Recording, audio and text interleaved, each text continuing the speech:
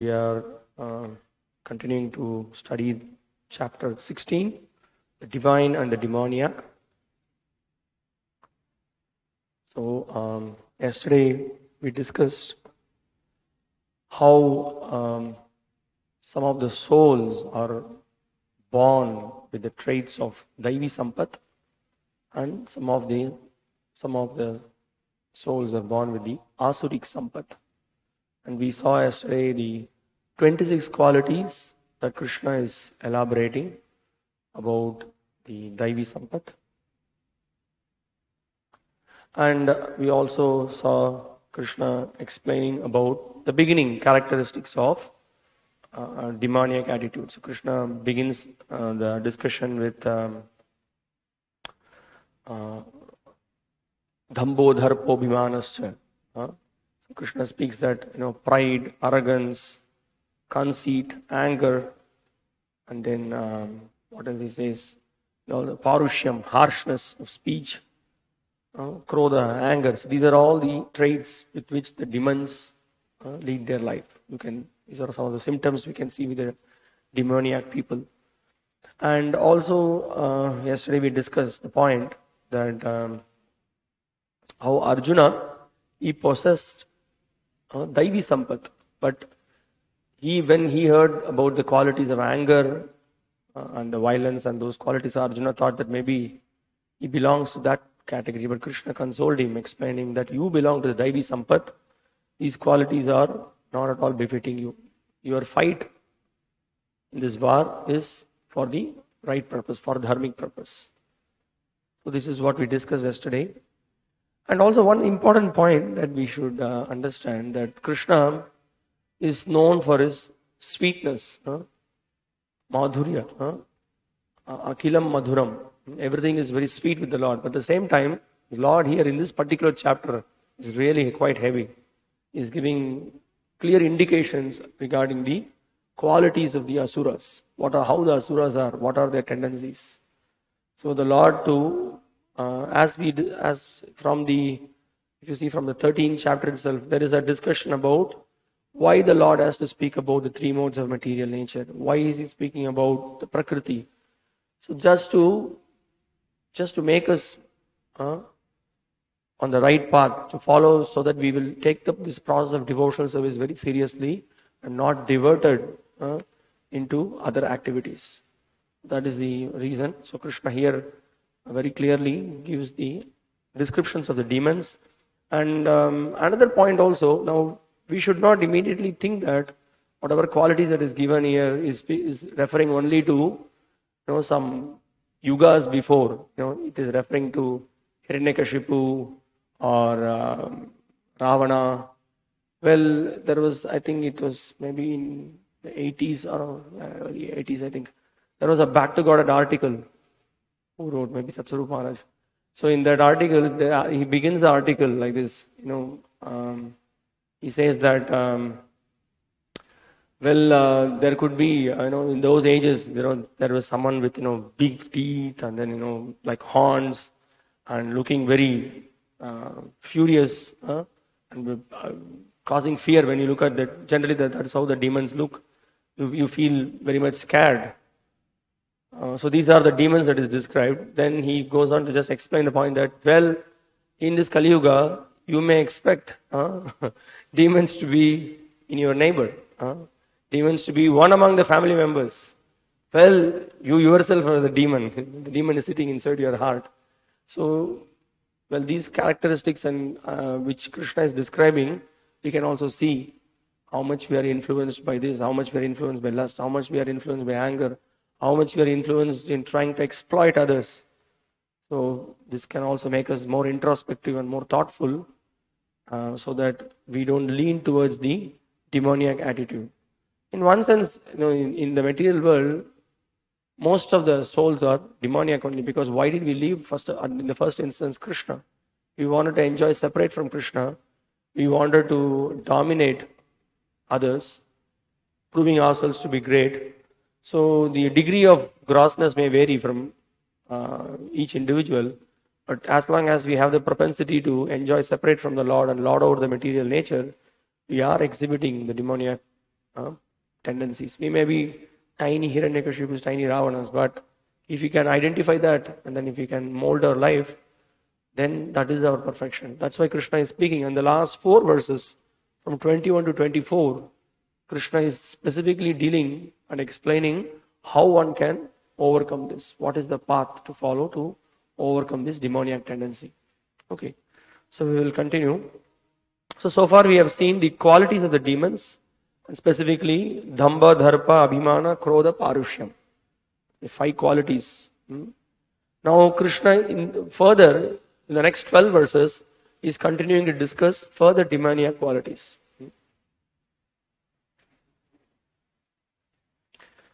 Pravriting cha nivriting cha janana vidurasuraha na shaucham na picha acharo na satyam teshu vidyate.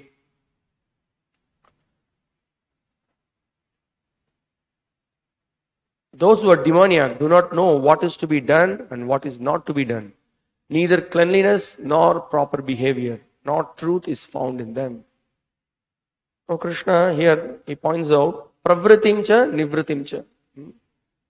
So they do not know how to act properly, and they do not know, that means they do not know what are the real acts of dharma, and which is, Prabhupada translates it as what is to be done.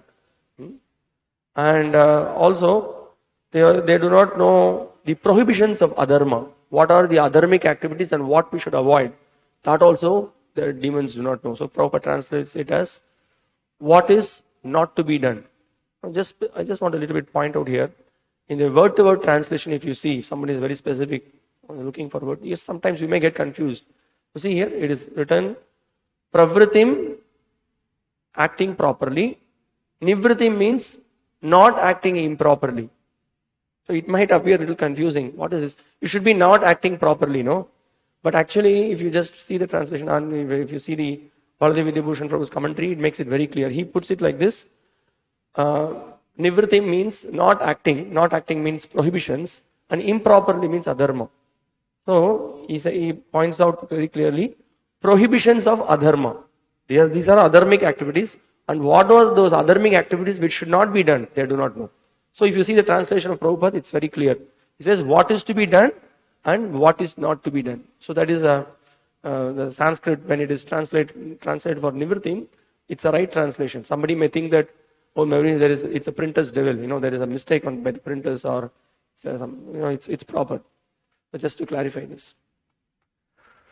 Okay, so those who are demoniac do not know what is to be done and what is not to be done. Then na shaucham, they are not clean. Cleanliness is not to be found with them. And na api cha acharo, there is no proper characteristics also. They don't follow proper behavior. Codes of conduct also cannot be seen. And then they are untruthful. Na satyam. So this is what Srila Prabhupada. So we will see the purport. It's a very important purport. And another point here, Srila Prabhupada's purport is all very revolutionary.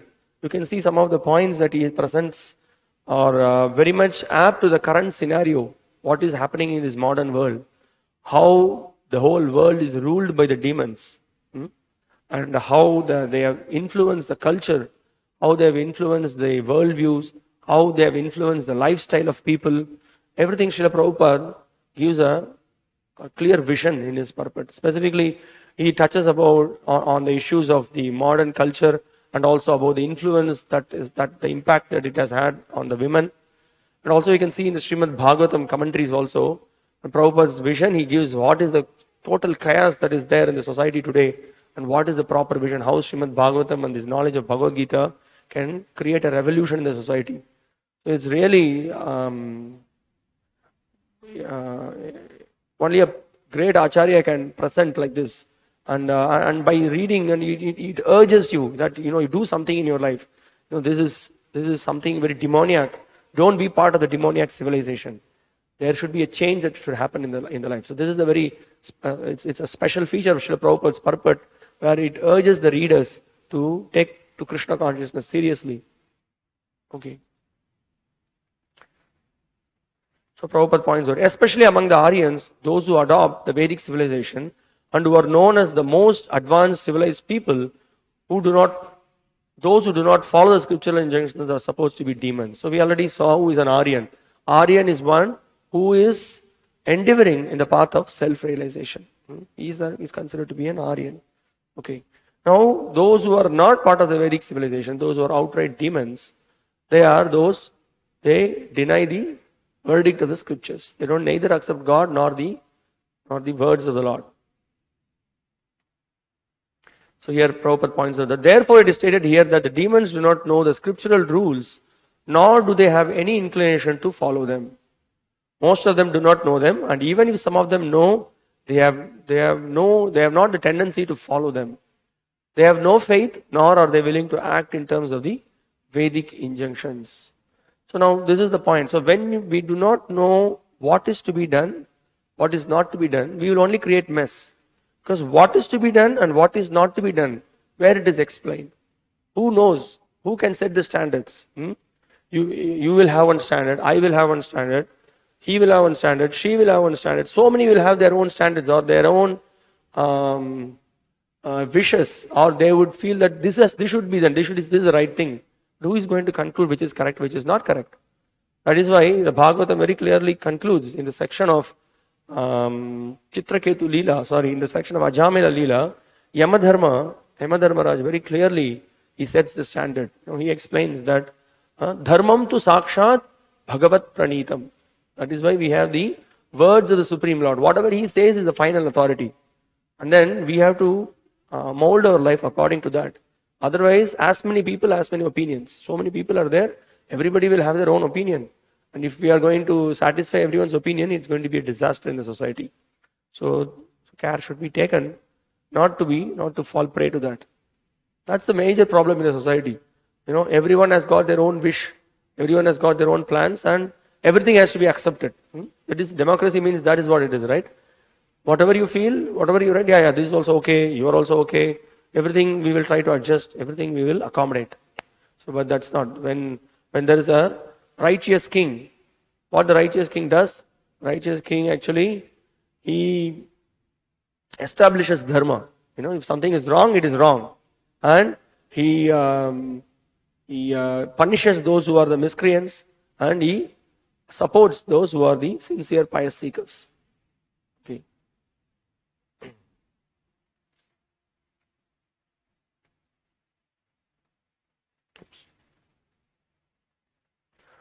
Okay, now Prabhupada, he speaks about the Shaucham.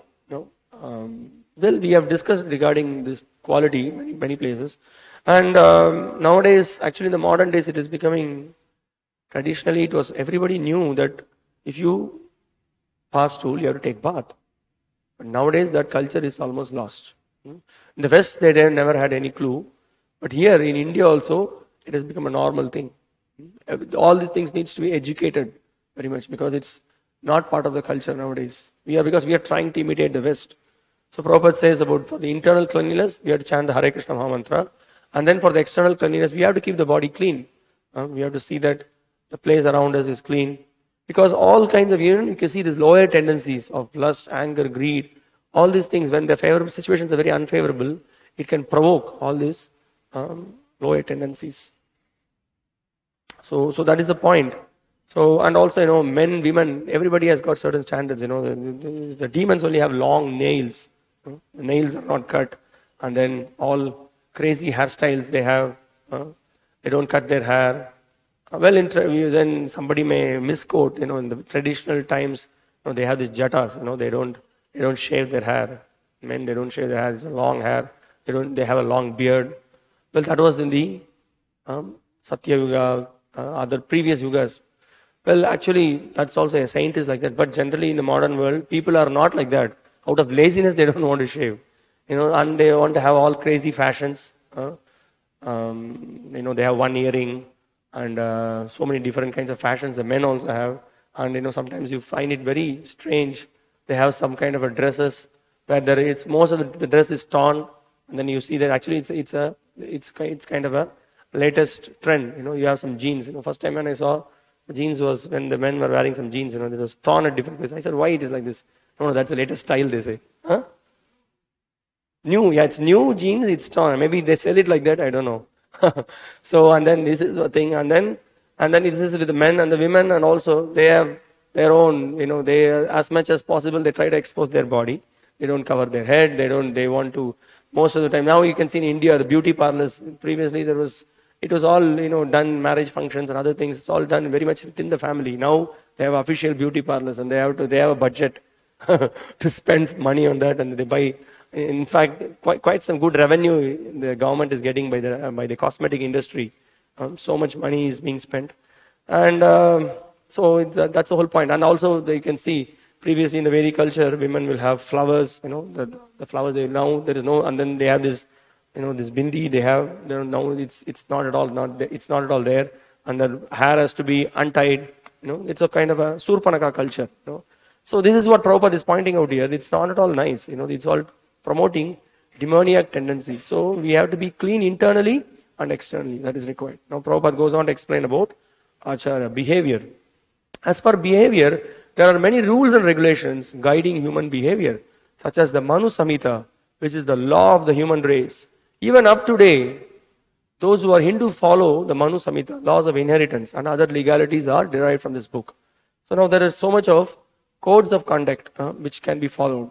Which we learn by reading the Gita, Bhagavatam, and there are Dharma-śāstras also, where in which particular time, how one should react, how one should respond, what is the code of conduct with the elders, what is the code of conduct with the children, with the husband, everything very systematically it is being presented.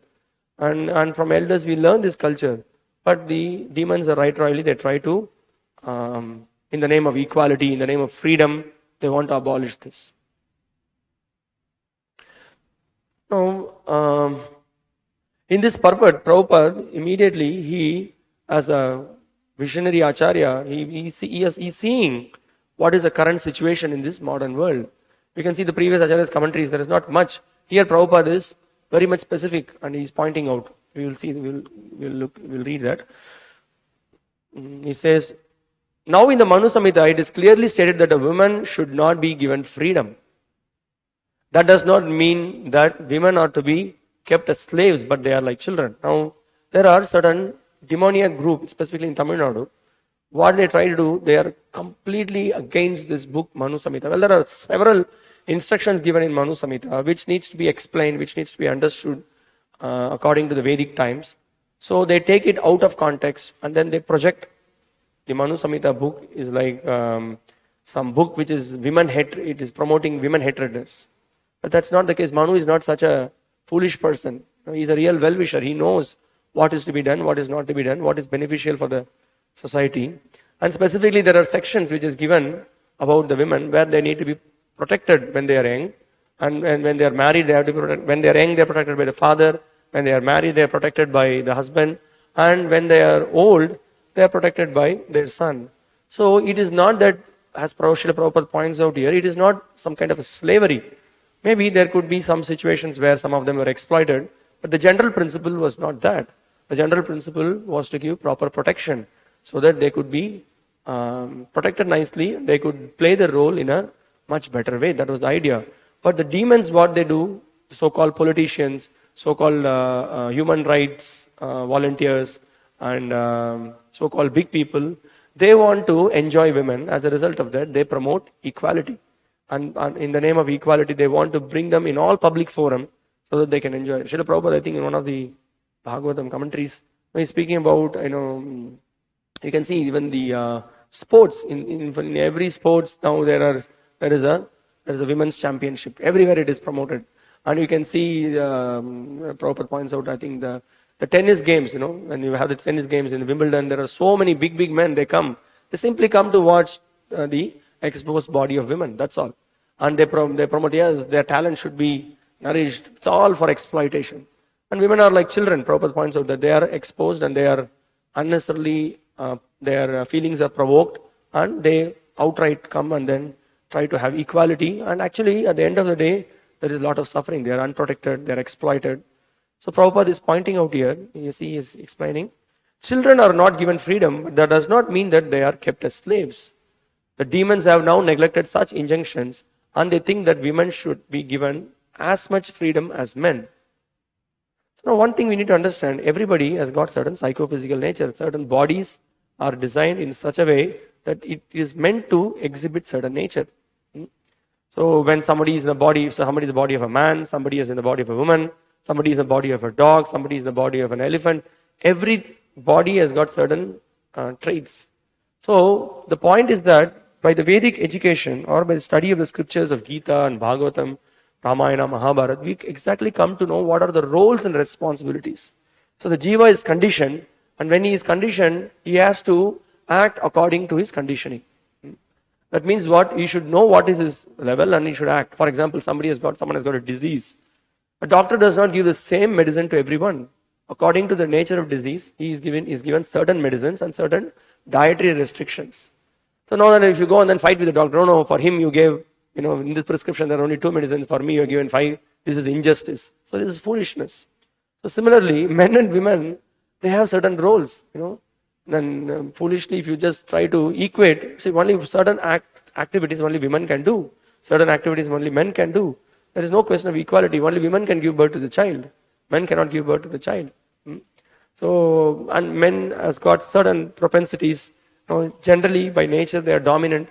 Women needs to be submissive, and just by being little submissive, everything will be taken care. So understanding their nature, one becomes a little submissive, and then such a married life will be much better. So it's a big subject which needs a lot of discussion. So the bottom line point is that one should know their roles and responsibilities and try to understand and try to act according in their roles and responsibility. But there is no in the question of bhakti, the question of engaging in devotional service, there is no question of someone has got certain only this much amount of bhakti one can do because one is in the role of a woman. No, we can see from the Bhagavatam and from the Mahabharata and from Ramayana and from others, there are great devotees of the Lord who have shown topmost devotion to the Supreme Lord. So that has to be understood. But in terms of body, there are certain restrictions. We need to follow that. And if we do not follow that, we can see there will be disaster happening in the society. We see now we have, like women are sitting behind. Let everybody sit together. Let every one of us. But it's not possible. It cannot. There will be chaos in the society. So that needs to be understood. And anybody who is part of a sane culture, they will understand this. Even in the Vedic tradition here in India, even in other parts of the world also, where there is not so much Vedic tradition, but there are traces of Vedic tradition, people had this sense. They knew the dress code was much better, the language they spoke, women's role as mothers, taking care of the children. What a great role they have to play, the affection they give for the children, the child's growth in his intelligence, the language he speaks, the emotions. Everything is molded by the women playing the role of a mother. Already they are gurus.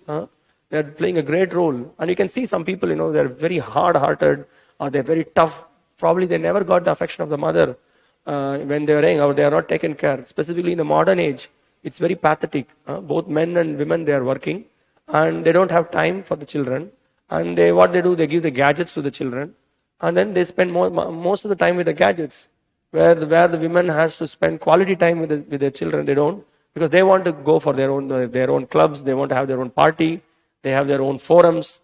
So then what happens? The whole society becomes hellish. We can think about how our parents spent some time with us. Naturally, our children also expect the time from ours, but we should know responsibility, and then we should give good time with the children. And also, if we set proper example, then our children will also be really good. So that's the point. So Prabhupada is very much addressing that here. So he says, however, this has not improved the social condition of the world. Which has not improved the social condition of the world? The equality of men and women. Actually, a woman should be given protection at every stage of life. She should be given protection by the father in her younger days, by the husband in her youth, and by the grown-up sons in her old age. This is proper social behavior according to the Manu Samhita, which means protection needs to be given. There's an interesting point that came up. There was one Muslim person, he gave a very nice point. He said that if something which is very precious, what you will do? You will try to protect, isn't it? So women are very precious. They need to be protected, he said. I mean, it's an interesting point. It is. So they have to be protected in all the time. So that's what Srila Prabhupada is pointing out here. But modern education has artificially devised a puffed up concept of womanly life, and therefore marriage is practically now an imagination in human society. No, really, there are many parents that are having tough time getting their daughters married. I mean, I told in some other class also that one of my friends' daughter, he wanted to get her married, but she is continuously proposing that she already finished her graduation, she already completed her post graduation, and now she wants to do some higher studies, further doctorate and other things in London. She doesn't want to get married. But this is what is happening with the modern culture. It gives you an idea that you are earning, you have money, I can manage my own life. Why do I need to get married? All these ideas. But there are so many people who have undergone psychological issues they have, because women at the right age should get married. They need protection. They need emotional support. Everything is required. And at some point of time, they suppress it, and then they are cheated by some of the men, and it ends up in disaster. So that's why Prabhupada is pointing out here in this purport.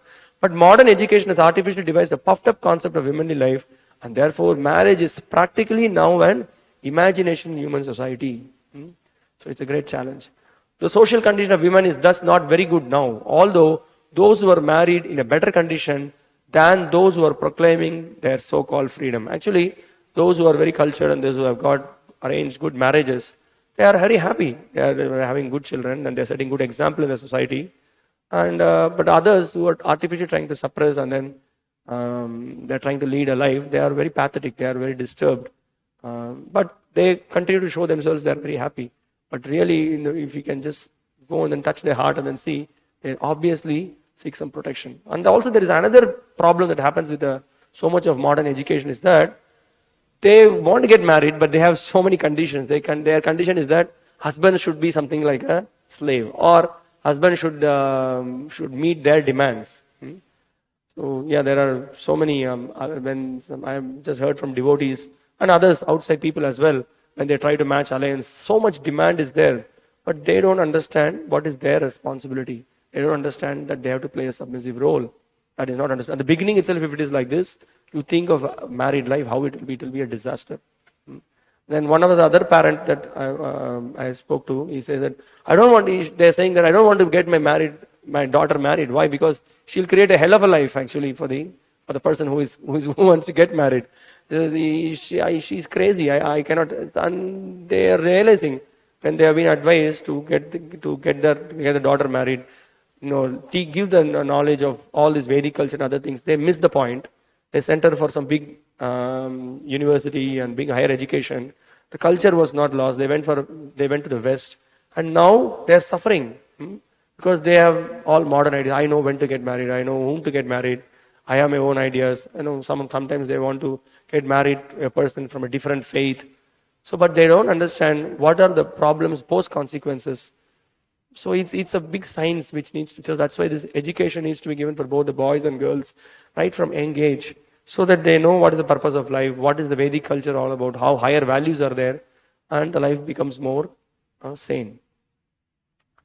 So now we can see, if you see the commentaries also, at the time it was not such a big issue, but now in the modern day, it is a major issue. That's why you see Srila Prabhupada is addressing this in his purport.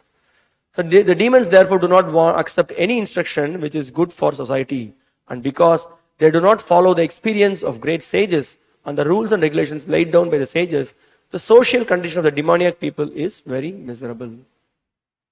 So that's one point.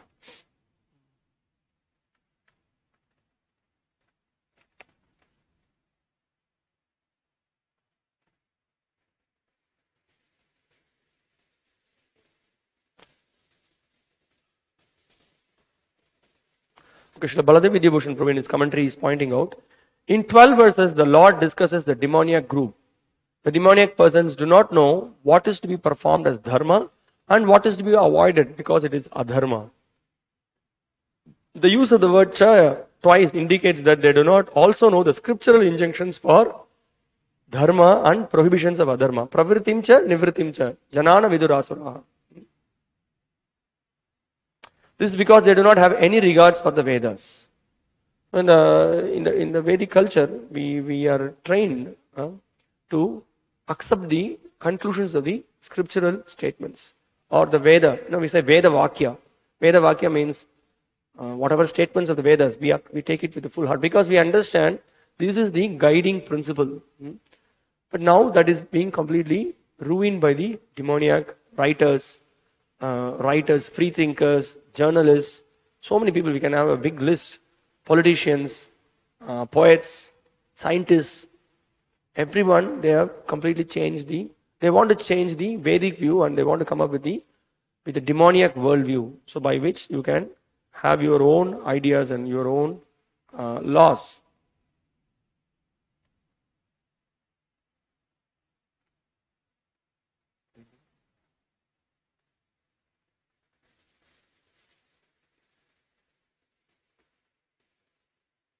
Okay, let's go to the next verse. A lot more can be said on this verse, but we will just continue with the verses. Now, further, how the demons think, what is their worldview. They have the philosophy. They have the philosophy and they work on that basis, on that philosophical understanding. So that's what Srila Vishnu Chakravarti also says. This verse describes the thinking process of the asuras. The Lord shows the conclusions of the demons. So now we say that is why it's so important what we teach, to whom we associate, what is our understanding on different subject matters, what is our standpoint. We should be very clear with the Siddhanta. We should be very clear with the philosophical conclusions. Now, that's why when we have the study of this Gita or Bhagavatam, when we apparently see some kind of a controversial issue or the issues which are not in line with the modern ideas, we should discuss it. We should try to understand what is the conclusion. Like we were reading in the 12th chapter, the qualities. We are also reading Nakshatranam Aham Sashi. We did discuss what is the worldview, what is the worldview from the Bhagavad Gita, what is the worldview from the Bhagavatam, what is the Vedas world point on this. So we don't neglect it or reject it, saying that the modern science and the worldview of the modern thinkers, it's not their view. So we will not discuss it. No, we have to discuss it. We have to understand the conclusions properly. Otherwise, we will be misled. In fact, the whole why Krishna is speaking so much philosophy, why he is giving all these conceptions, so that we will be free from the misconceptions, isn't it? So otherwise, we will also follow the demoniac worldview, and our life will be misled. So important that the foundation that we have in our life, it should be proper foundation. Our understandings, basic assumptions based on the scripture should be proper. Otherwise, the net result will be disaster. Even we can see in the day-to-day. Just let's take a simple example of any math problem. You try to solve a problem, and at the beginning, if your assumption is wrong, let's say you take in algebra or whatever, we take we give some values for x, y, and z in an equation, and you might have gone through all the steps. So everything, all the derivations are very proper, but your first assumption is wrong. Then your answer is wrong. Everything is gone. But you see, all my steps are correct. You may argue with the teacher. You see, all 20 steps, everything is only the last answer. That's the problem. Your conclusion is totally wrong. So that's why it's so important. That's why Srila Krishna's Kaviraj Goswami also says that we should not be lazy in trying to understand the conclusions of the scriptures. Why? If we are lazy enough to try to understand the conclusions of the scriptures, then our mind will be not fixed on the lotus feet of Krishna. Siddhanta bholiye chitte na kore alash. Iha hoite lage Krishna sudrida manas. He says that heart will not be very, very much firmly fixed in the lotus feet of Krishna. That's why we do understand what are the divine qualities of devotees, and do understand the qualities of demons, so that we can immediately, here is the demoniac view. We can immediately identify. And if we do not know, then we may be carried by those worldview. And then we can see, even in Chaitanya Leela also, we can see always there was Swarupa Damodar, who was so vigilant. Any deviant philosophy, he can just smell it from distance. He was so clear in Krishna conscious philosophy. So anything that is coming to Sri Chaitanya Mahaprabhu, he is the first person to filter it. If he approves it, then Chaitanya Mahaprabhu will hear it. So what's the point? Because it's so important that the Siddhanta should be understood. Okay. Now, so we will see what is their worldview, what is their understanding. Asatyam apratishtankte jagadahur anishwaram aparaspara sambhutam kimanyat kamahaitukam. They say that this world is unreal, with no foundation, no God in control. They say it is produced of sex desire and has no cause other than lust.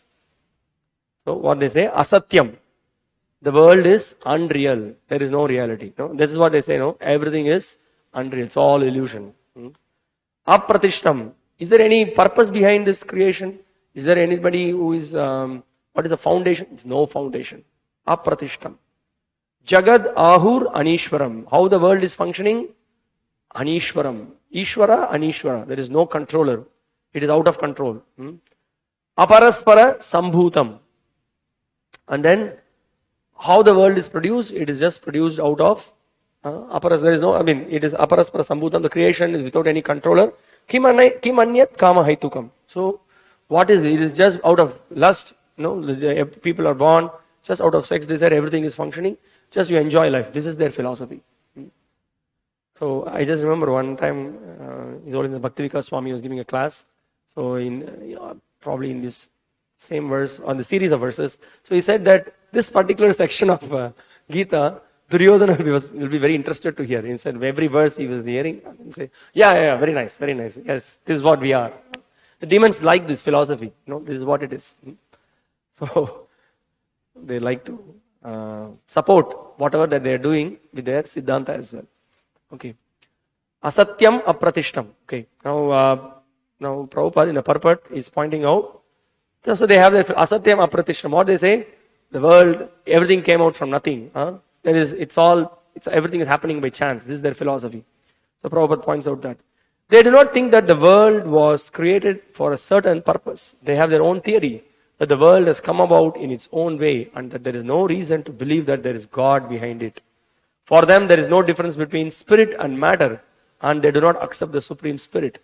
Everything is matter only, and the whole cosmos is supposed to be a mass of ignorance. According to them, everything is void, and whatever manifestation exists is due to our ignorance in perception. Even some of the so-called philosophers have this philosophy. They have this worldview. Acharyas, they discuss that in their commentaries. And then there is again another philosophical point they have, Prabhupada discusses. They take it for granted that all the manifestation of diversity is a display of ignorance. Just as in a dream, we may create so many things which actually have no existence. Then Prabhupada criticizes. He says, then when we awake, we shall see that everything is simply a dream. But factually, although the demons say that life is a dream, they are very expert in enjoying this dream. So yeah, you say everything is dream, then rascal, why do you want to enjoy? Just leave it. It's a dream, no? But they want to enjoy. And so instead of acquiring knowledge, they become more and more implicated in their dreamland. And also, say they're so expert at how to entice people. They come up with the whole advertisement industry, their whole, theme parks. And then, if you see in the US, they have this, what is this? Disneyland. So many things they have like that, where they create so many different kinds of illusion and keep people in ignorance. And then they give some kind of an infatuation so that people are in utopia, thinking, oh, I'm happy. And then they completely drive all these demoniac ideas through that.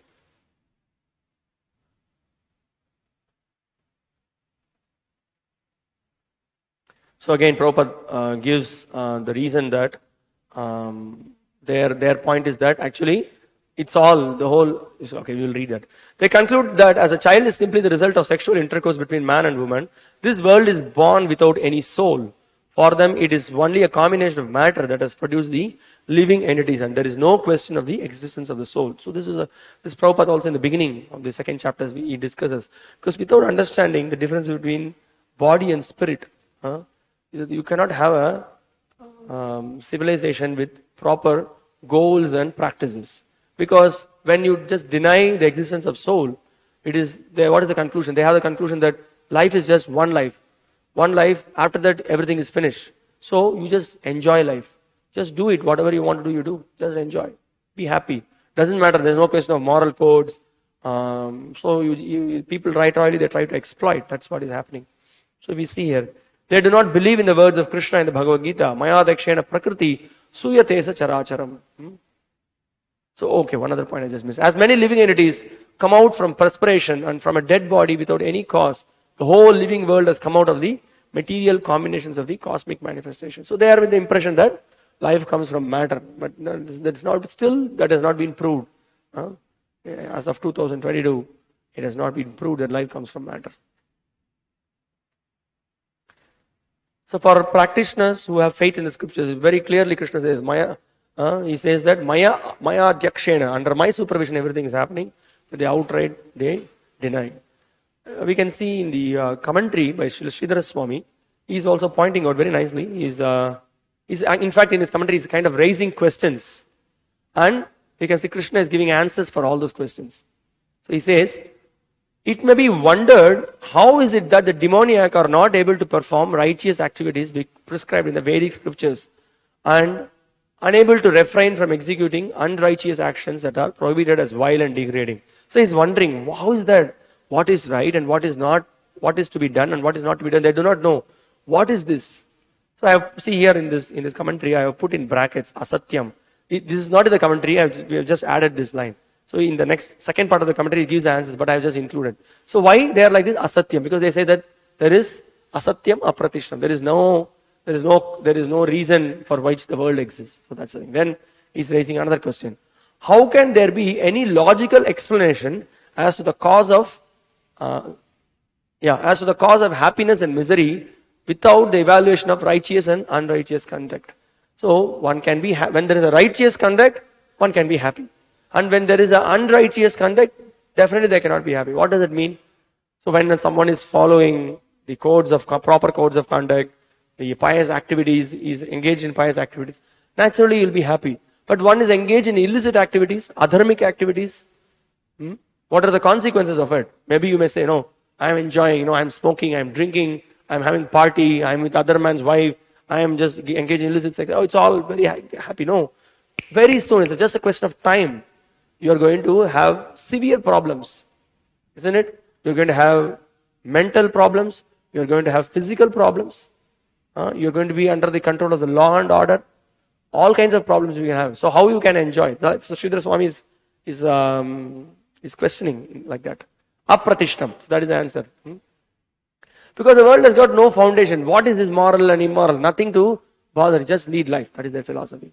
So then he says, it may be further postulated, why do the demoniac determinedly transgress the ordinances and injunctions of the Vedic scriptures in spiteful disrespect to truth, purity and dignity? See, even those people also can see that, they are going against the laws. It is very bad. They are engaged in sinful activities. Nunam pramatta kurute vikarma. Bhagavatam also says. So they are engaged in sinful activities simply to satisfy their senses. So then the answer is that when you deny God and His laws, Anishwaram. So this is what happens. Then finally he's raising one more question.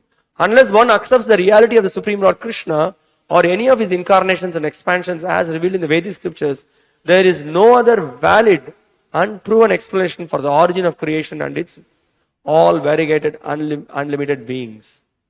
So how do you explain for the varieties of lives in this world? So many lives are there, so many activities and culture, everything is there. You deny this? Yes. No, the answer is yes, they deny. The demons, what is their philosophy? Kimanyat kama haitukam. Aparaspara sambhudam kimanyat kama haitukam. So it was a little interesting in that commentary, so I just shared it with you.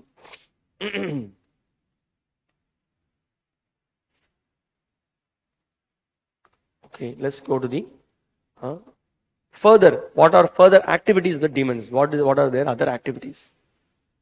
Etam drishting avashtabhya nashtatmanolpabuddhayah prabhavantyugra karmana shayaya jagato hitaha. Following such conclusions, the demoniac who are lost to themselves and who have no intelligence engage in unbeneficial, horrible works meant to destroy the world. Now here he says, Etam drishtim avashtabhya. What drishti? What vision? With that vision, what we discussed in the previous verse. What are our conclusions? There is no God, so there is no foundation. There is no God in control. There is no. Everything has just come out of lust. This is having kept as this as their philosophy. What do they do? What do they do? Nashtatmano alpa buddhaya. They are foolish. They are less intelligent. Anybody who is following this philosophy is less intelligent. Nashtatmano. That means what? They are already lost. Who is following this philosophy is already gone. He is already gone. He is already lost in himself. Because one who denies the instructions of the Lord, one who denies the good advice of the Lord, he is already lost. So, yeah. Prabhavant. So, what do they do? What are the activities they are engaged in? Prabhavanti. They flourish in activities of Ugra Karmanaha. Ugra Karmanaha means are very horrible activities. Those activities, by those activities, it actually creates destruction in the world. So, we will see what kind of destruction that these activities create.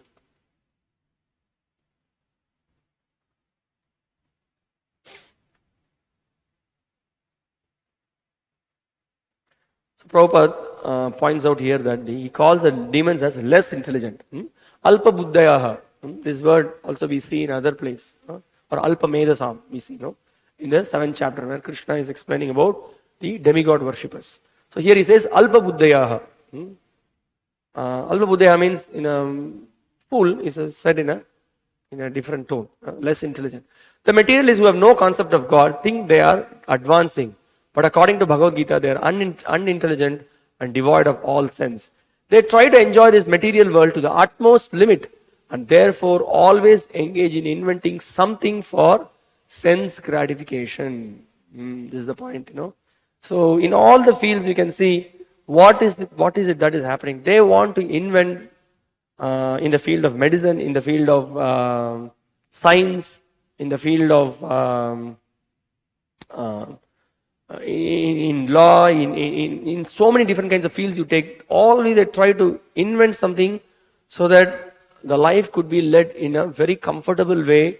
How we can enjoy this world permanently. This is their mission. This is their goal with which they try to endeavor. Long time back, I just trying to. Yes, I just remember when so-called inventions of the scientists or the doctors who were trying to find some solution for contraceptions. So there was a medicine, German medicine that was brought. It is called as thalidomide. It's a contraceptive pill, and they said that this will solve the problems. You can just have no problem. You can just unite whenever you want, no problem. Just enjoy. There will be no children born. But later they realized that there was a disaster that happened. Children were born, but those children who were born were, it's horrible even to speak about it. Either they'll be completely defective. Defective means what? You will hardly hands could be seen because it's a very powerful chemicals that was used. And this is the perfect work of the demons. Ugra karmanaha. Now to produce these medicines, they have big factories. Okay? And exactly as Krishna is speaking, what is the consequence of their activity? When people take these medicines, then the result is that abominable things are happening in this world. I'm just giving you one sample example. If you just go on analyzing in every field, there is the modern world actually is not creating any comfortable situation. We can see with every invention, there is always a disaster that is happening. We have to produce many things. You need a big factory, and factory in itself is producing so much pollution. We can see when you travel in the train or in the flight or you go from village to village, you can see there are how much pollution that is being polluted, air pollution, noise pollution, and what to speak of the risks that the workers are taking in these factories. They are literally, the day they go in and they come out, we do not know. Those who are working in heavy production of metals and steel plants, they know how much risk is involved in how they sometimes deal with great amount of high temperatures they are dealing with, and then if there is some kind of fire that will break out, there will be great disaster and danger. People who are going to the oil excavation industry, people who are going for mining, so much risk is there. And these are all the ideas. They are all created by whom? They are all created by the demoniac mentality people, so-called leaders, so-called industrialists. So they promote these ideas. And so Srila Prabhupada, in one of the conversations, I think he points out that, he says that, actually very nice words Prabhupada used. Actually he compares the factories to be like the dungeons actually. There are so many, in the modern days, so many factories are being promoted, but actually these are all dungeons, very abominable places where you can see, and in the West maybe they have little better facilities, but in India you can see, even right now, when you just go on this Karpur road, you can see we have this tailoring machine, and you can see it's so horrible actually. If you go by the labor law, you cannot have a factory like this, but there are people who are always exploiting, and people want money. They are ready to work for 14 hours, 15 hours, 16 hours, and they are struggling. And so this is what Srila Prabhupada is pointing out here, that they are engaged in Ugra Karmana. Now Prabhupada points out few more things here in this purport. He says that such materialistic inventions are considered to be advancement of human civilization. But the result is that people grow more and more violent and more cruel to animals and cruel to other human beings. Now we can see what is the big advancement the world has produced. The world has produced slaughterhouses, professional slaughterhouses where thousands of animals could be slaughtered in a very short span of time. And they have very sophisticated gadgets, and there is systematically, they remove the blood, they cut it into pieces, and they segregate it in a very professional way. But what is this civilization? Killing our own kinsmen. For them, they have their philosophy that there is no presence of soul in the animal, so they want to right royally enjoy it. But it's actually cruelty to the animals, and we are facing reactions to it. That's what the acharyas are pointing out. If you are going to be very cruel to other living entities, mam saha means that now you enjoy me, then later you will be. We will on the course of the cycle we are going to get the reactions. This is the whole point. And the demons, they don't believe it, but immediately we can see so many wars. And what is the advancement the world has produced? We can see so many nuclear weapons. We can see, if you see the statistics, we have the US and the USSR, and US and the Russia and other countries. They have if you see the nuclear weapons and other gadgets they have, you have this almost. They have all the latest gadgets and weapons. This is what is the advancement of the modern civilization. Actually, it's a demoniac civilization where just with one touch of button, the entire world can be destroyed. This is the problem. So that's why Prabhupada is pointing out these are all the activities of Ugra Karma. We need to discuss about this because some people are thinking that they're very proud of working in some great companies.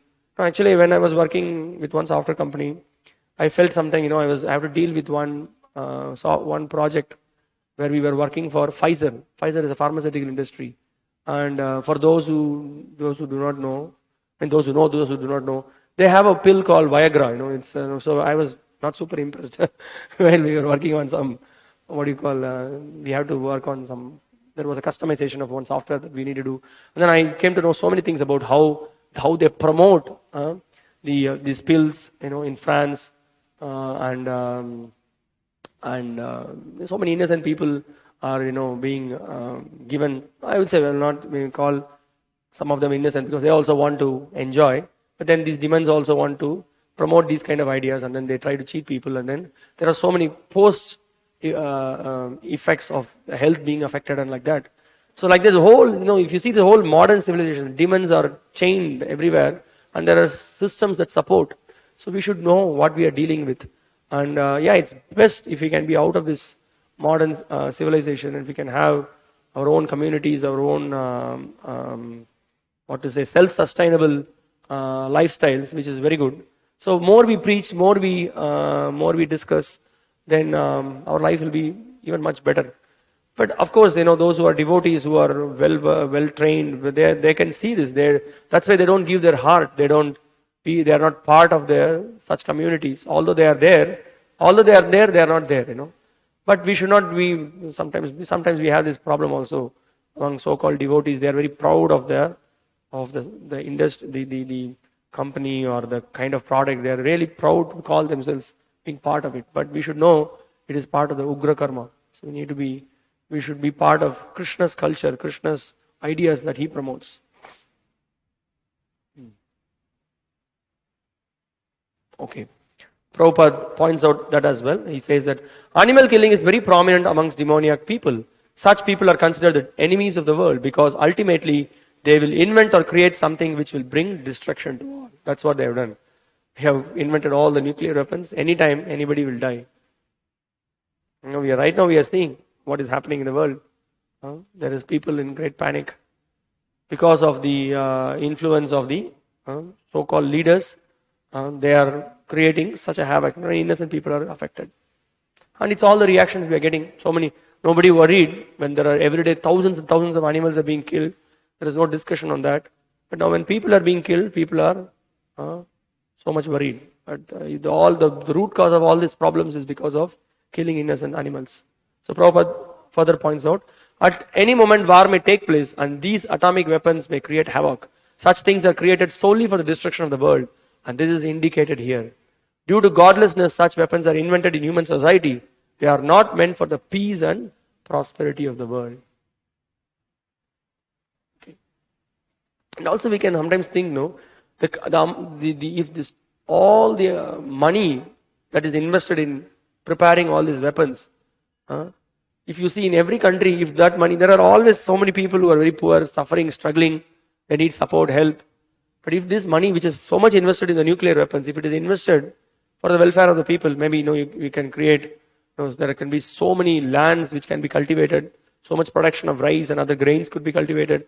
There are places where there is no water facility. There are certain rivers which can be, arrangements can be made, the rivers can flow. So many things. If the government is law abiding in a sense, if they abide by the laws of the God, then they will try to do welfare for the people. But all the money is invested in this technological advancement. You need to have nuclear weapons to protect your country. So this is what is happening. So it's all the work of the demons in cooperation. They destroy the culture and the happiness in the civilization.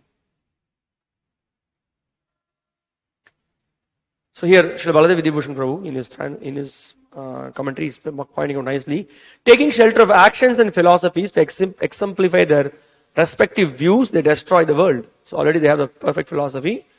And he says that Drishtim is in the signal to indicate the whole class of demoniac philosophies. Their vision is same, they have the single vision. Taking support of their philosophies, these foolish people with worthless opinions, alpa buddhaya, devoid of understanding, atma, distinct from the body, fixed in actions of violence, slander and insult, ugra karmanaha, fixed in being enemies of the world, jagata ahitaha, deviate the world from spiritual truth. So ultimately what they have planned everything so that the world will become atheist, totally want to simply enjoy this world. Now further evil tendencies and conduct is explained in the next verse. Text 10. Kamam ashritya dushpuram dhambamana madanvitaha mohad grihitva sadgrahan pravartante shuchivrataha. Now Krishna says, so what do? What do they have? They only have all they have is to enjoy sex life here. So the kamam ashritya dushpuram, taking shelter of insatiable lust, and as a result of that, what they are taking shelter of that, then they are so puffed up. Dhambamana madhanvitaha. They are very proud and they have their ego, and what do? They are illusion. They are completely in their different world. They are illusion. Madhanvitaha, Krishna says. Mohad grihitvasad grahan.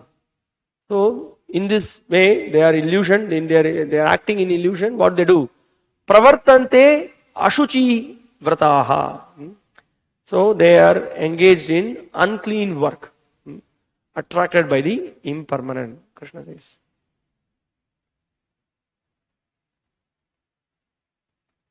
So now this is the point. So the desires for the demons, it never ends. It just goes on and on and on. They have thousands and thousands of desires, thousands and thousands of plans they have. And so this is the very nature of, we discussed in the 14th chapter, very nature of Rajoguna is like this. From Rajoguna it degrades to Tamoguna. Rajoguna means no satisfaction. All the time having thousands of plans. Trying to all the time trying to enjoy in various ways.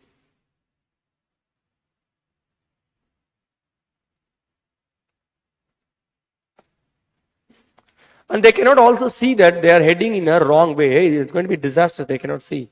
They simply try to enjoy. That's all. So he says, accepting non-permanent things, such demonia create their own god, create their own hymns, and chant accordingly. So they have their own philosophy. They have some fellow will be like a Dada. He's the god. He's all in all. Actually, there was one local minister in Salem. You can see when he died. We can see their followers. There was a slogan that was written. The slogan was that, He is our God. How did our God leave us? Then there was another cynical comment they wrote. They wrote that, if at all God was there, how did He allow our God to die? All kinds of crazy statements was there. So they say that, so we say God is not there. Because our God died, All kinds of, they concoct all these things. So for them, ultimately, their God is so-called the local minister, complete gunda, the whole family, whole lineage. Somehow they have the traces. If you just trace them, they have the links with Hiranyakashipu and Ravana. So they are such rascals actually. They just completely ruin what they do. I'll give you one sample. How they acquired a lot of properties and they became rich here in Salem. They'll just royally go to some people who are a little bit rich. They'll squander the money. They have gundas with them.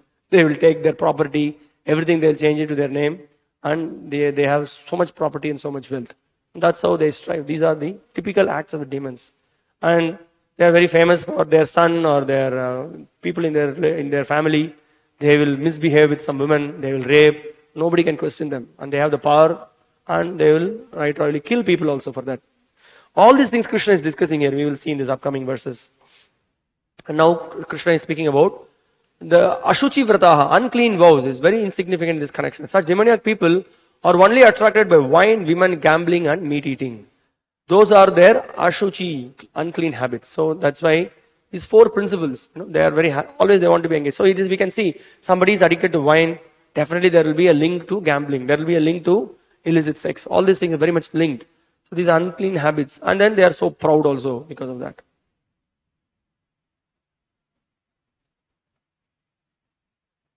And they are part of some big functions, and there are always some politicians who are also like this, and then these politicians are honored, they are glorified, they are given some award also. What to do with this Kali Yuga? You can see all kinds of these things happening.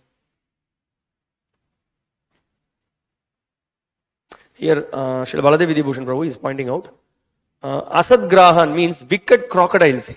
He uses heavy words. Wicked crocodiles as well as material properties. They become attached to attractive things like money, property and women, produced from imaginary devatas, their mantras and their worship, which destroy spiritual life, but which are difficult to restrain like ferocious crocodiles. Impure vows means they indulge in so-called religious vows, which include eating meat, taking liquor, and visiting the crematorium. Now we can see in this, when we just see these qualities, how do we, in our world, when we study about something, when we hear from some people, we can see these qualities matching some people. Then we should know whether he is a divine person or a demoniac person. Not blindly follow someone. And further, how do they lead their life? What is their prime goal? Their prime goal is sense gratification. Krishna points out that. Text 11 and 12. Chintam aparimeyam cha pralayantamupashvitaha kamopabhoga parama etavid iti nishchitaha asha pasha shatair baddha kama krodha parayanaha ihante kama bhogartam anyayenartha sanchayan. So here it is Krishna is further pointing out Chintam aparimeyam cha. So they are, see, as when you have so many different kinds of desires, How much desires you have? Desires are immeasurable. Naturally, there will be anxieties also along with that. They have so many desires, they want to fulfill so many different kinds of desires. Naturally, there will be anxiety. So here he says, Chintam aparimeyam. It is immeasurable. The kind of desires and anxieties they have. And then, so how long they have their desires? Is it for 4 years, 5 years, 10 years, 11 years? No. Pralayantam upashitaha. Till the last moment, they want to enjoy life. So you can see, there was one fellow who was asking the doctor, can you extend 4 more years for me? He's almost about to die. He was with a very abominable disease. So, very difficult. Doctor said, nothing can be done. Just give me 4 more years. I have some things to do. So, pralayantam upashitaha. Kama upabhoga parama. He says, so what is their topmost philosophy? Kama upabhoga. They are very firm to enjoy their senses. Kama upabhoga parama etavad iti nishchitaha. They are ascertained that sense gratification is our goal in life. Asha pasha shatair baddaha. Now, as a result of that, they are further entangled into that. Shatair means, here it is mentioned, shata means 100. But there are hundreds of desires they have. Asha pasha shatair baddaha. Kama krodha parayanaha. So, what is Vasudeva Parayanaha? We have heard, no? So, one is consciousness with Vasudeva. Here, what is there? What Parayanaha? Kama Krodha Parayanaha. So, these are the 3 things. Krishna will later say, 3 things take us to hell. Krodha, Lobha, and then, what is that? Kama Krodha Lobha. So, same thing here. Kama Krodha Parayanaha. So, they take shelter of that. And Ihante Kama Bhogartam. So, having taken shelter of those Kama and Krodha and engaged in such activities, in trying to simply satisfy their lust, what do? This is very interesting. Krishna says, Anyayane Artha Sanchayan. The same word is there in Tamil language also. Probably, I don't know, in Hindi, what do they say? Anyaya means, cheating. You cheat, you do any kind of, that's what they say, by hook or crook, you enjoy. Beg, borrow, steal. But, of course, with the demons, there is no question of begging or borrowing. There is only stealing, exploiting, killing. This is what they will do. Beg, borrow, steal is a very lighter version of that, I would say. So what is the Anyayanartha Chintaya, Sanchayan, he says. So they try to accumulate wealth by all cheating. One person in Salem, he became very rich. How? He actually, it's very abominable, he actually stolen some of the very old, some Shiva deities. He stolen from one temple and then he sold it. He sent it to, sold it in the West, and then he acquired a lot of money. And anyway, I don't want to say. Anyway, for doing prayaschitta, he was trying to build some Shiva temple, had several Shiva lingas and like that. Anyway, so this is what. So here you see what is being pointed out. Very clearly, Krishna says, Anyayanartha Sanchayan. That's what they do. They cheat. They, right royally, all illegal means they use and then they cheat. Okay, so that's the point here being made. That's example Prabhupada gives here. Okay, here Prabhupada is pointing out, we have personal experience of a person of such demoniac mentality who even at the point of death was requesting the physician to prolong his life for 4 years more because his plans were not yet complete. Such foolish people do not know that a physician cannot prolong life even for a moment. When the notice is there, there is no consideration of the man's desire. The laws of nature do not allow a second beyond what one is destined to enjoy. That is the point. One cannot enjoy. So this is the point. You see Bhagavatam also. You can see so many times when there is always a constant link between Gita and Bhagavatam. So it's not. That's why these books we will regularly read. So you see when Rishabhadev is pointing out, he says, Nunam pramatta kurute vikarma yat indriya pritaya apranoti yat sadhu manye yata atmanoyam asan api kleshada asadeha. He says that when one becomes mad, what he does, he simply to satisfy his senses, maybe he's trying to satisfy his tongue, eyes, ears, genitals, what he is trying to do? He is engaged in sinful activities. Anyayena artha, that's what he does. Completely cheats, exploits. We can see, it's so many newspapers we can read. There will be one fellow who would have just started the business and he will be having partnership with someone in the business. And then he become competent, and after some time he parts from this businessman, he starts his own business, and he becomes very rich, and he's now expanding his organization. And then this fellow who actually helped him in the beginning, he became very greedy. And what he does? Now let me finish him off. They kill. This is a common thing. And then they exploit, they cheat. All these things are going on. That's what is happening. So that's what Krishna is exactly about. Because why? Their only goal in life is kama artha bhoga. Just simply to satisfy the senses.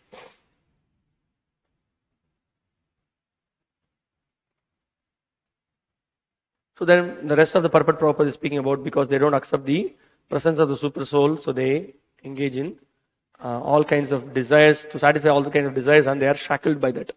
So we'll go to the next verse.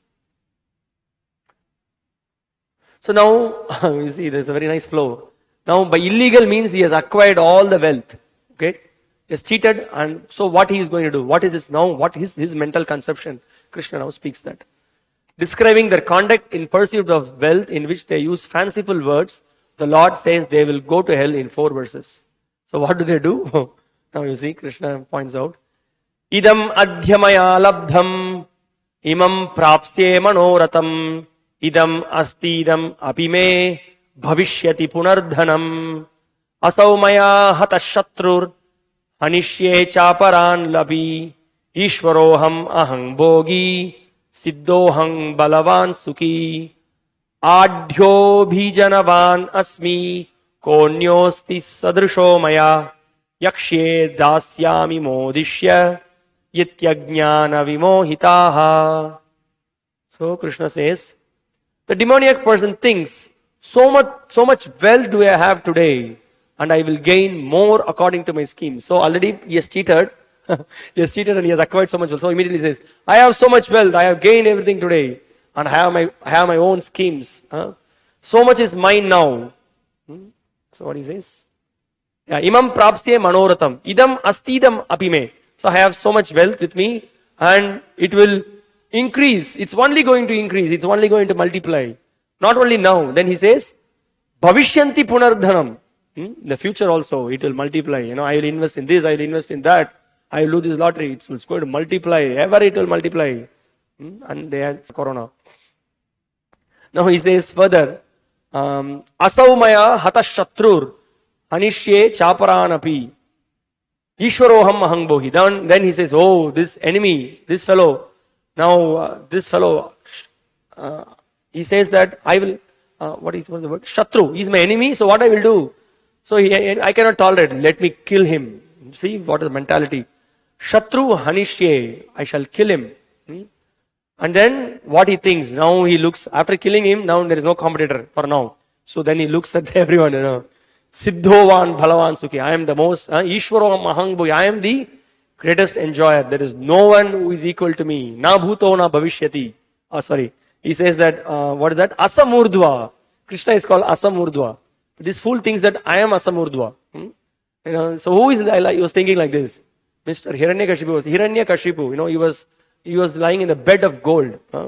His bed made of gold. He was thinking like that. We all know what happened to Hiranyakashipu. So this is the mentality. He says that, Ishvaro, what is that? Ishvaroham ahang bohi. I am the supreme enjoyer. Everything is for my enjoyment. Whole world is for my enjoyment. This is the glass he has. He looks at it. And then Siddhoham, I have attained perfection. Balavan, I am the most powerful. And I am the most happiest person in this world. This is his philosophy. Siddhoham balavan sukhi. Then he says, Adyo bijanavan asmi. So with this understanding, what he does? So he is engaged in different sacrifices. Yakshe dasyami modishya. Sometimes you may see even these demons are also engaged in some kind of sacrifice. Everything for vested interest, for their own ideas. And then Krishna says that in this way he is in illusion. What is this? Because of ignorance. This is the whole idea, whatever he is promoting is all total ignorance. In this way he is actually trying to rejoice. But it's all actually deluded by ignorance. Krishna is pointing out.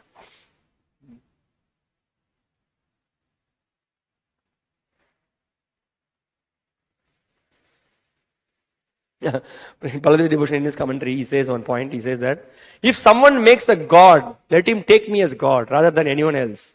because no one else is available except me. He says that I am God. And exactly this is what Hiranyakashipu was doing. Ravana was doing the same thing. And also we can see, when I remember Ravana, Ravana was so, so lusty.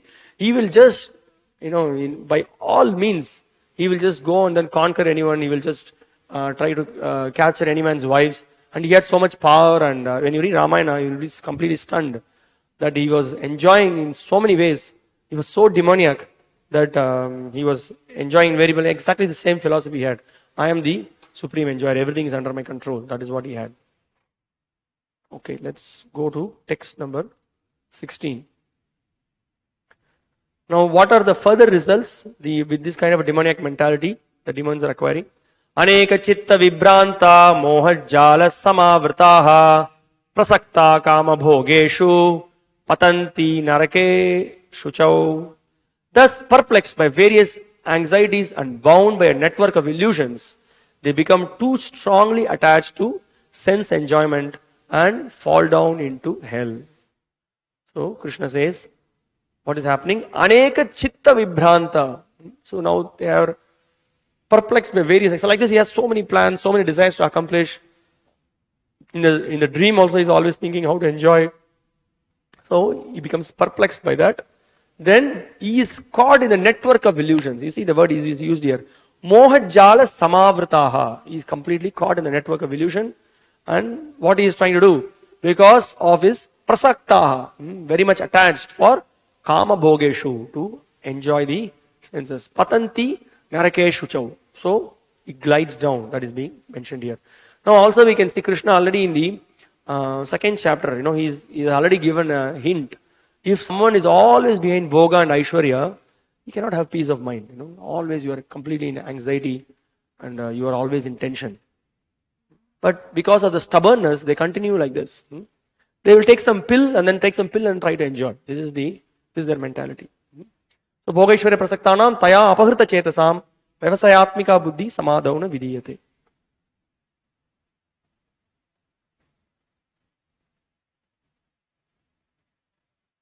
And another important point here, the purport Prabhupada is explaining.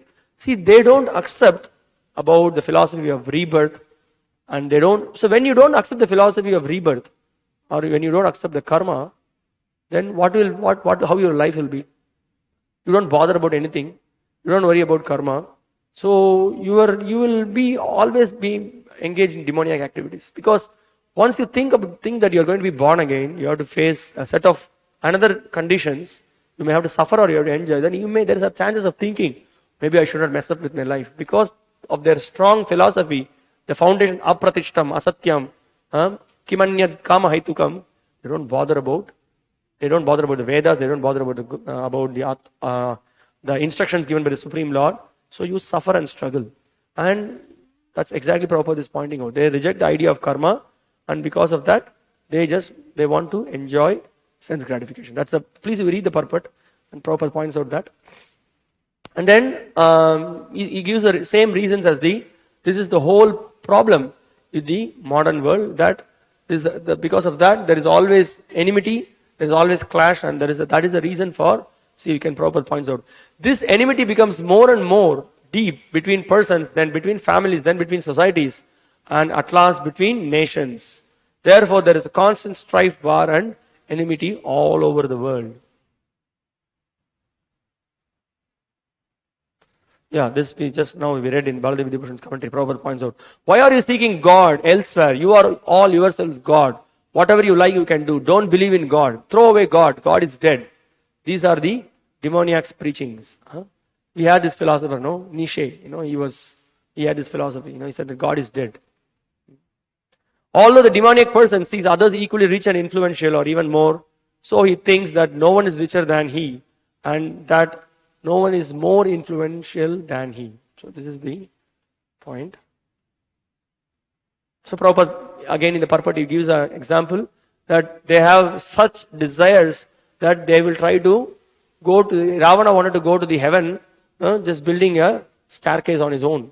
So we can see by the promotion to the higher planet usually happens by following dharmic principles, following certain yagyas, following certain principles of codes of conduct. But Ravana do not want to follow anything by his demoniac way he wanted to go up. So Prabhupada points out that that is what the modern scientists and modern so-called philosophers and other so-called modern thoughtful people, they try to have this philosophy and try to go to Mars and other planets, moon and so many other endeavors they are making.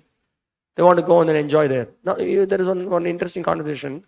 Prabhupada, one of the, after I lectured, there was a question and session, I think. There was one fellow who was asking, is there sex life after death? So this is the demoniac mentality. After I die, can I go and then enjoy sex somewhere? Our philosophy is very clear. Yes, you're going to get another body. You may be in the body of a hog or a dog, or you may be in the body of a fish or a frog, or you may be in the body of a celestial being.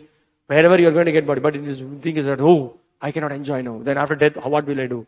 So all typical demonic mentality. So Prabhupada concludes his purport with the point that their knowledge gliding down, they will go to hell. Here the Sanskrit word mohat jala is very significant. Jala means net, like fish caught in a net. They have no way to come out. So they have created their own web. They are caught into that web.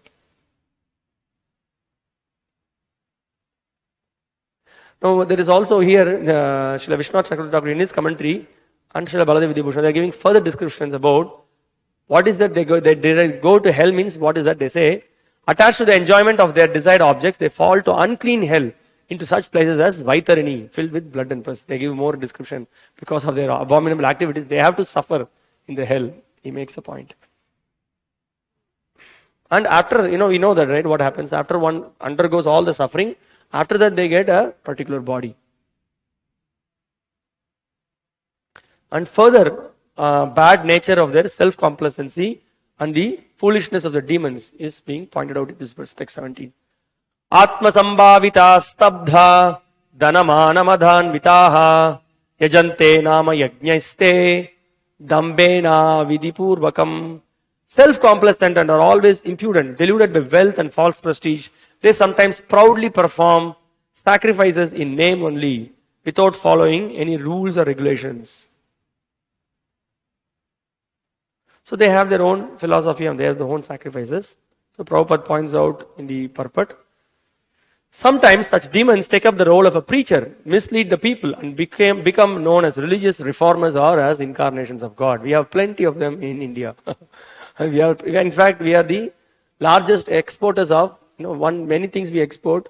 We can export many gods. Every nook and corner of street there are some god who appear as themselves as God. So Prabhupada points, they make a show of performing sacrifices, or they worship the demigods, or manufacture their own god. Common men advertise them as God and worship them. And by the foolish, they are considered advanced in the principles of religion or in the principles of spiritual knowledge. One who promotes himself as God and they don't promote the teachings of Bhagavad Gita as it is, then they are demons actually. And they mislead people. Very much they mislead people.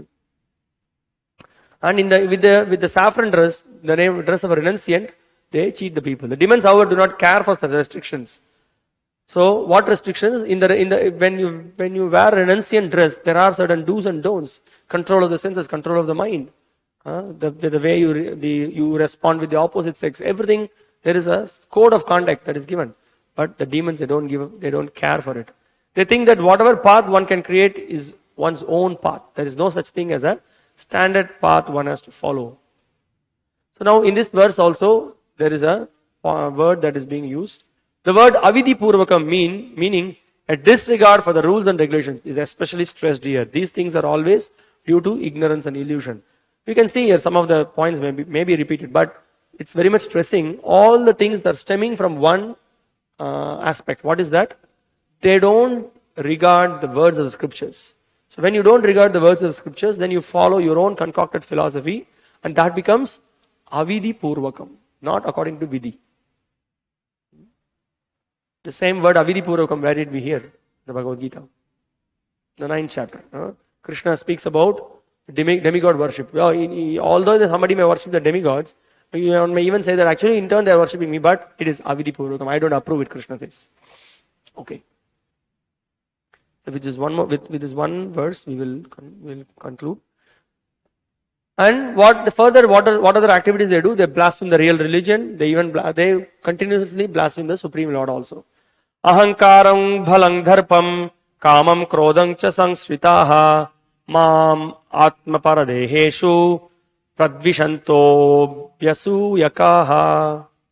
Bewildered by false ego, strength, pride, lust and anger. These are all the qualities which was also discussed at the beginning, Dhambo, Darpo, Abhimana, it's already discussed. Kamam, Krodam, cha samshritaha, having taken shelter of that. Mam, Atma, Paradeheshu, who is situated in their own bodies and in the bodies of others. Who is situated in the bodies of themselves and others? The Supreme Lord as Super Soul is situated. What they do? Pradvishanto, they blaspheme, and because Abhyasuyakaha. So, because they are envious of the Supreme Lord. So this is what happens when one becomes very proud and arrogant. They become envious and they start to blaspheme the Lord and His teachings, and they want to stop the promotion of the teachings of the Lord. They're against the Bhagavad Gita, they're against the Vedic literatures, Vedic culture. They want to slaughter the cows. They want to, whatever that is Vedic life, which is very congenial to good spiritual life, they want to destroy that. He does not care for the Supreme Personality of God. He does not care for the supreme control of the Personality of Godhead because he has no knowledge, being envious of the Scriptures and the Supreme Personality of Godhead. He thinks himself independent and powerful in every action. So this is what is the result of such envy. So now, Srila Baladev Vidyabhushan Prabhu in his commentary, he points out the same thing. He says that because of the heavy false ego and envious nature, what do they? They become very dishonest. And what they say? I alone do everything independently. Taking shelter of their strength, they think, I alone am the victor. Taking shelter of arrogance, they say, there is no one equal to me. Taking shelter of lust, they say, my desires are greater than all others combined. Taking shelter of anger, they think, I will kill my enemy. So they want to kill the Supreme Lord and the devotees as well. So this is being pointed out. Now, in the next two verses, Krishna will discuss about the destinations of those demoniac people. What will be the destinations? We will discuss tomorrow. So we will stop here. If you have any questions or comments or any realizations, we may take one. And those who are online, please, if you have questions or anything you didn't understand, please send the message in the WhatsApp group. So we will address it. And anyone else here? Any got any doubts or anything unclear?